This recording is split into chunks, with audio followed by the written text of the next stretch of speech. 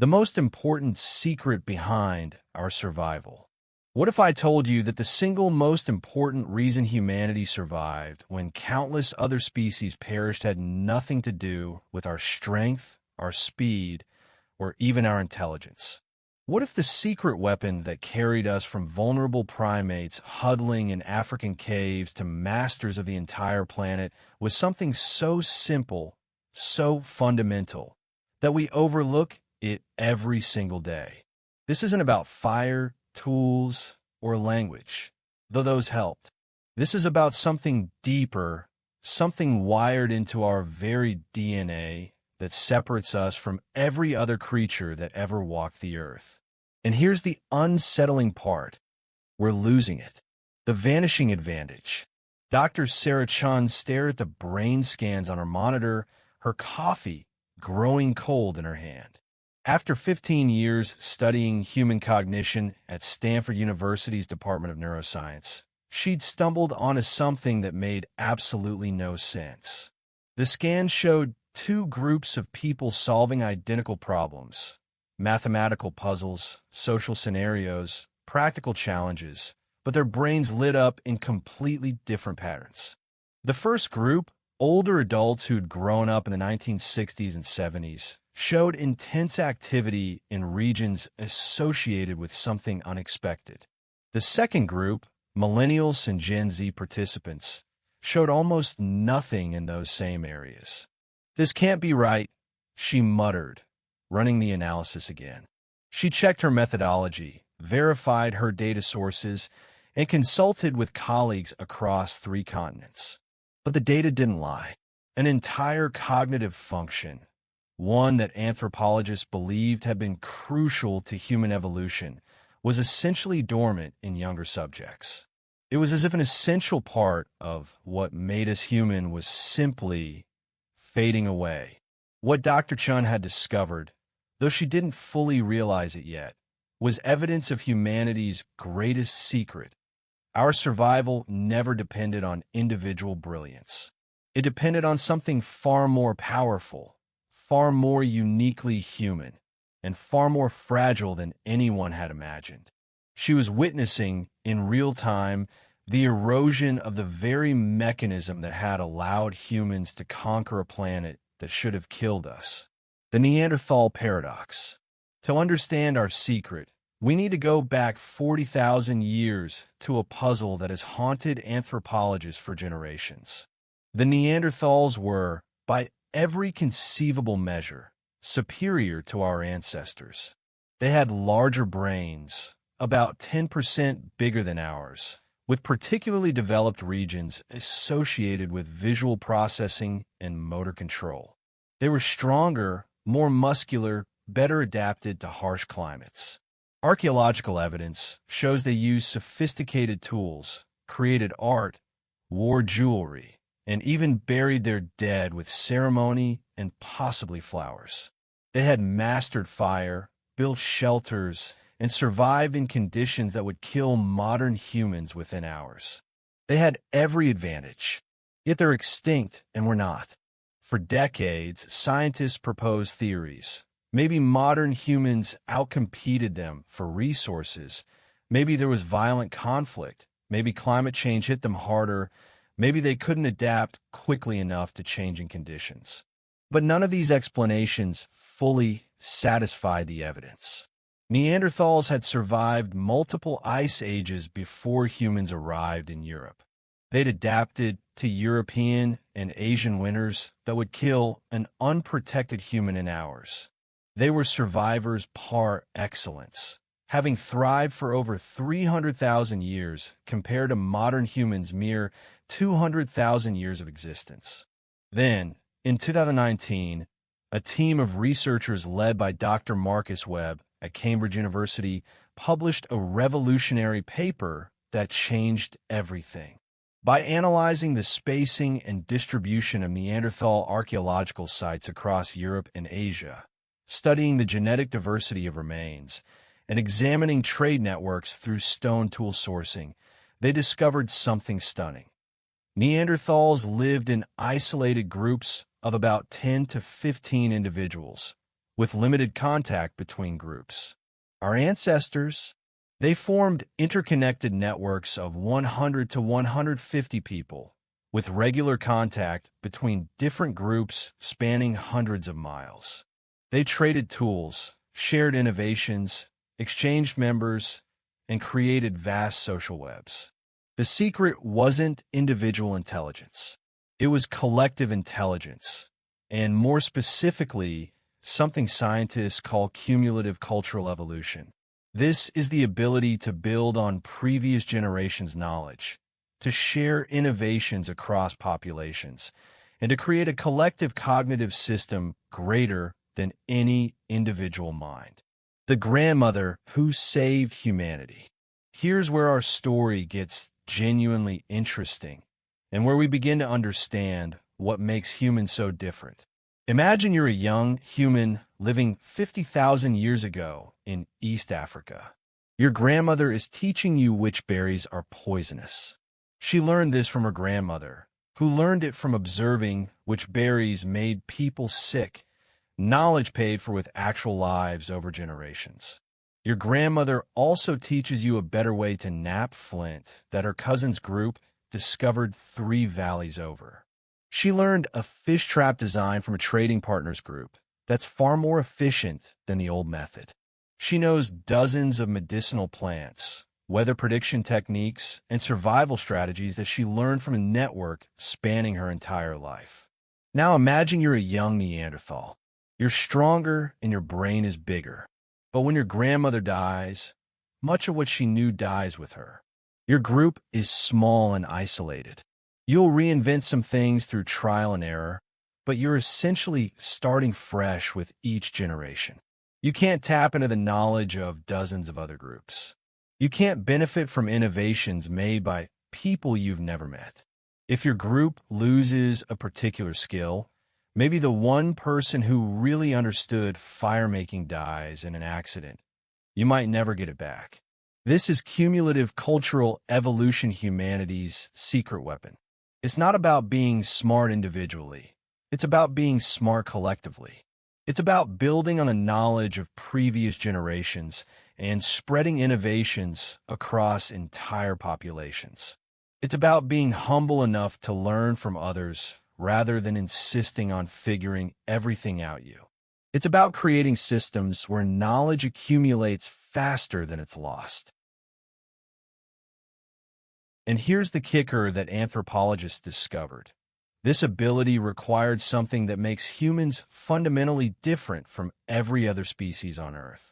We needed to develop an almost supernatural ability to learn from each other, to trust each other's knowledge, and to believe in things we couldn't directly verify ourselves. We needed to become, in a very specific way, gullible. The trust paradox. Dr. Joseph Henrich, an evolutionary biologist at Harvard University, conducted a series of experiments that revealed just how strange human learning really is. He worked with children and chimpanzees, showing them a puzzle box with a treat inside. The experimenter demonstrated an elaborate sequence of unnecessary steps, tapping the box 3 times, waving a stick over it, pushing a button that did nothing, before finally opening a simple latch to get the reward. The chimpanzees watched carefully, then immediately went for the latch, ignoring all the useless steps. Efficient, logical, smart. They recognized that most of the demonstration was irrelevant and cut straight to what mattered. The children? They meticulously copied every single unnecessary step, even when they could clearly see these actions did nothing. They tapped the box 3 times. They waved the stick. They pushed the useless button. Only then did they open the latch. They weren't being stupid. They were being human. This behavior, which scientists call over-imitation, seems foolish until you understand its evolutionary purpose. Children have evolved to assume that adults know things they don't. Maybe those useless steps serve a purpose that isn't immediately obvious. Maybe they're ritualistic but important to the group. Maybe they work for reasons beyond current understanding. Perhaps the tapping checks if the box is hollow. Perhaps the waving scares away insects. Perhaps the button will matter in some contexts, even if not this one. By copying everything faithfully, children ensure they capture knowledge they can't fully comprehend yet, including, sometimes, knowledge that seems magical but actually works. This is why your grandmother's medical remedies sometimes actually work, even when they sound completely absurd. Willow bark tea for pain relief. Turns out willow bark contains salicylic acid, the active ingredient in aspirin. Moldy bread on wounds? Primitive antibiotic therapy using naturally occurring penicillin. Chicken soup for colds? Modern science confirms it has anti-inflammatory properties that help respiratory infections. Honey on burns? Powerful antibacterial properties now confirmed by research. Our ancestors discovered these things through trial and error over thousands of years, passing them down through cultural transmission even when no one understood the biochemistry or had any idea why they worked. But this system requires something profound: trust. Not blind faith, but a deep, operational trust that others in your group generally know what they're doing, even when you don't understand why. It requires humility, the willingness to learn rather than insist you already know best. It requires social cohesion that allows knowledge to flow freely rather than being hoarded by individuals. And it requires enough interaction between groups that innovations can spread before they're lost. The Innovation Network. Tasmania provides a haunting example of what happens when this network breaks down, and it's one of the most sobering lessons in human history. About 10,000 years ago, rising sea levels cut Tasmania off from mainland Australia. The Tasmanian population, suddenly isolated with only about 4,000 people, began to lose technology. Over the next millennia, they forgot how to make bone tools, tools they had previously used effectively. They forgot how to catch fish, despite living on an island surrounded by abundant seafood. They forgot how to make cold weather clothing, making winters increasingly difficult. Complex tools simplified. Techniques vanished. These weren't stupid people. Archaeological evidence shows they had possessed all these technologies before isolation. They were victims of demographic collapse. Their population was too small to maintain the collective knowledge base that Aboriginal Australians on the mainland continued to expand. When the few people who really understood fishing died, there weren't enough others learning from them to preserve the complete knowledge. Bit by bit, skills disappeared. The secret to survival isn't just having knowledge. It's maintaining the social networks that preserve, transmit, and build upon knowledge across generations. You need enough people, enough interaction, enough trust, and enough humility for the system to work.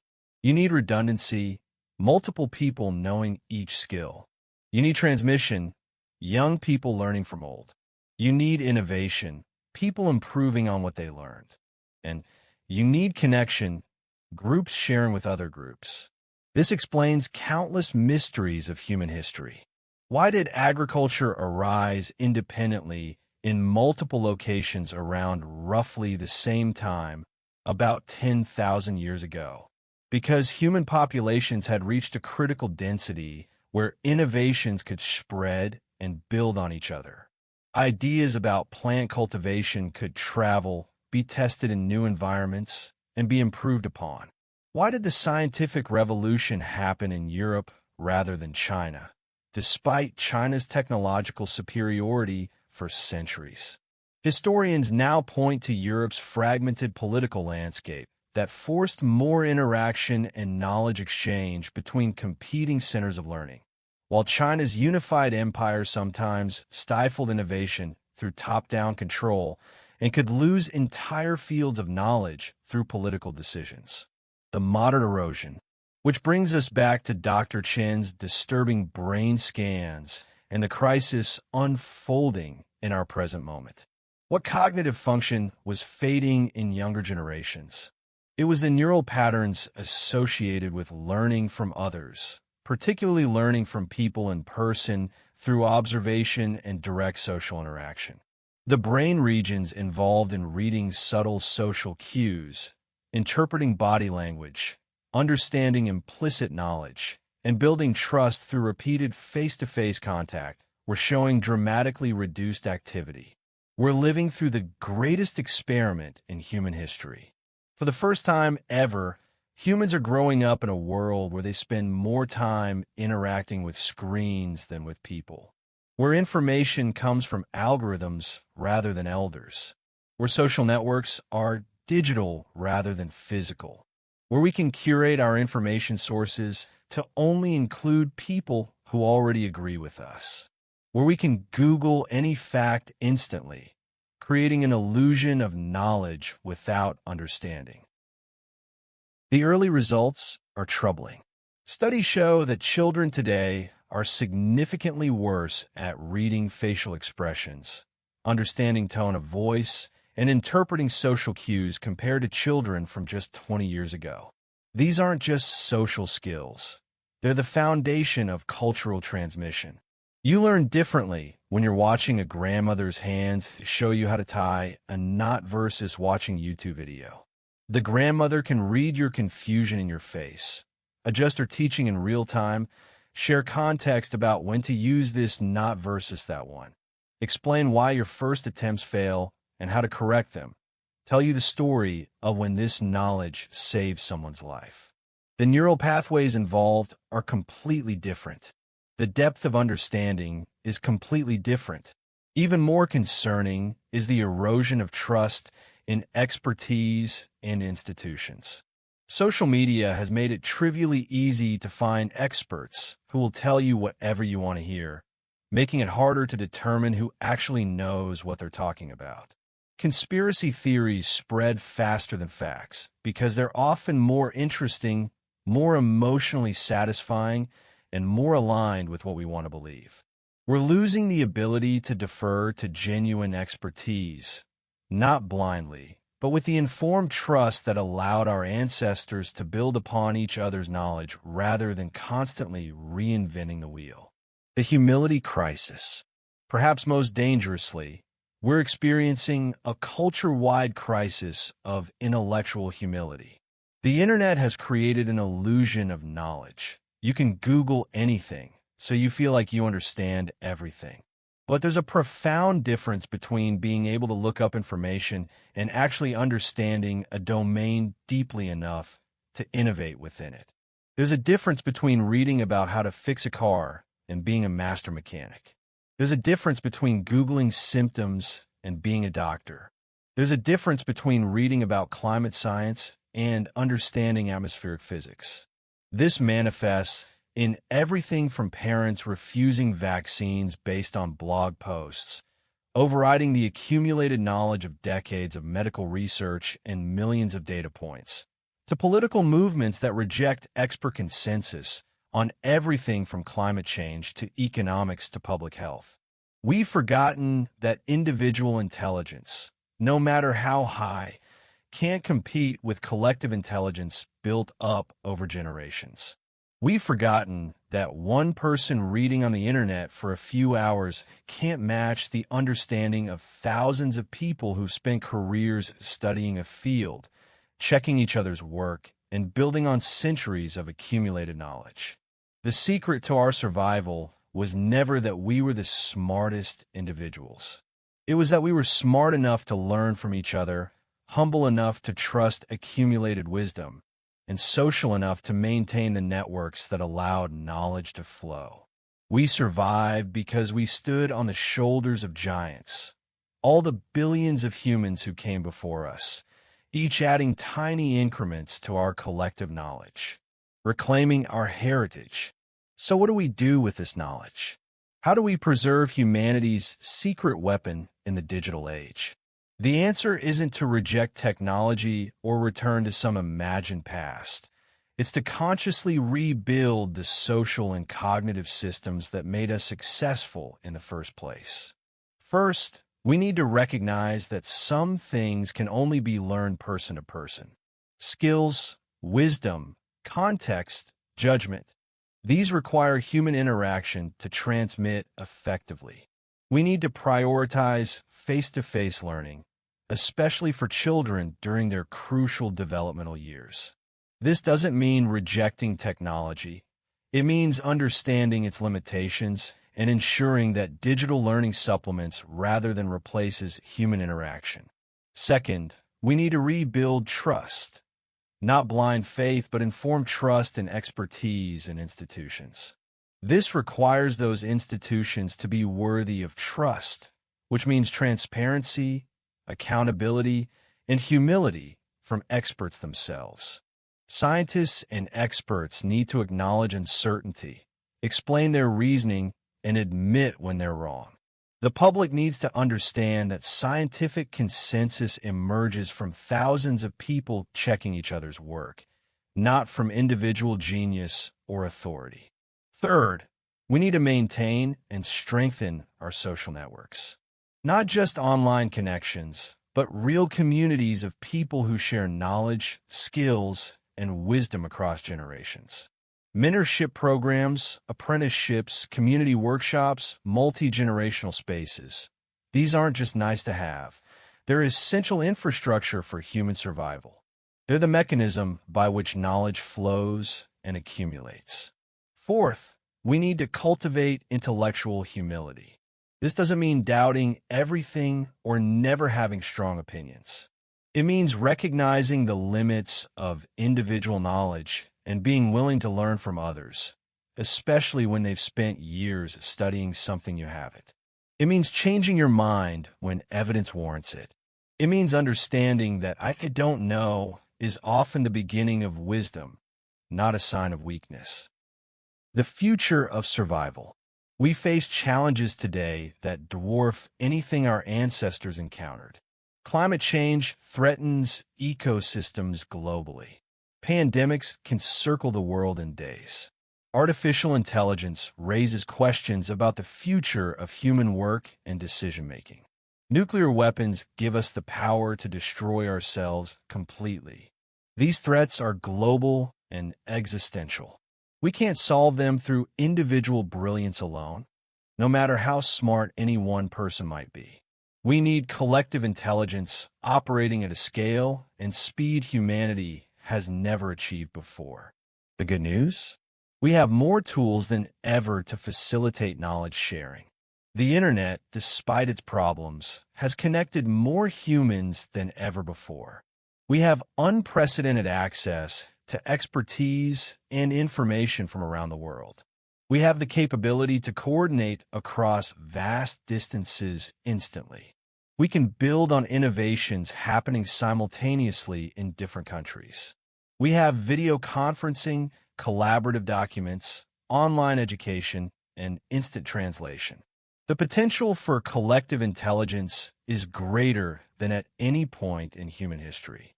The bad news? We're forgetting how to use our secret weapon effectively. We're losing the social trust, the intellectual humility, and the person-to-person learning that allowed knowledge to accumulate and spread efficiently. We're fragmenting into isolated bubbles of belief rather than building on each other's understanding. We're choosing sources that confirm what we already believe rather than challenging ourselves to learn. We're losing skills because we assume we can always Google them later. The choice ahead. The most important secret behind our survival isn't a secret anymore. You know it now. Humanity didn't win the evolutionary lottery because we were individually superior. We won because we learned to create collective cognitive systems that transcended individual limitations. We won because we trusted each other enough to share knowledge. We won because we were humble enough to learn from others. We won because we maintained social networks that allowed innovations to spread. We won because we built on what came before rather than starting from scratch. The question is, what will you do with this knowledge? Will you cultivate humility and learn from others? Will you contribute to collective knowledge rather than just consuming it? Will you help maintain the social networks that allow wisdom to flow between generations? Will you seek out genuine expertise rather than just comfortable opinions? Will you teach someone what you know, preserving knowledge for the next generation? Our ancestors survived and thrived not because they were smarter or stronger than other species, but because they learned to learn from each other. They built a collective cognitive system that spanned generations and geography, accumulating knowledge that no individual could possess alone. That system is our inheritance and our responsibility. It's what carried humanity from African caves to moon landings. It's what allowed us to survive ice ages, plagues, famines, and wars. It's what will determine whether we survive the challenges ahead. The secret to our survival has always been each other. It still is. We are each other's environment. We are each other's teachers. We are each other's memory. We are each other's innovation. The only question is whether we'll remember that in time, before we lose what made us human in the first place.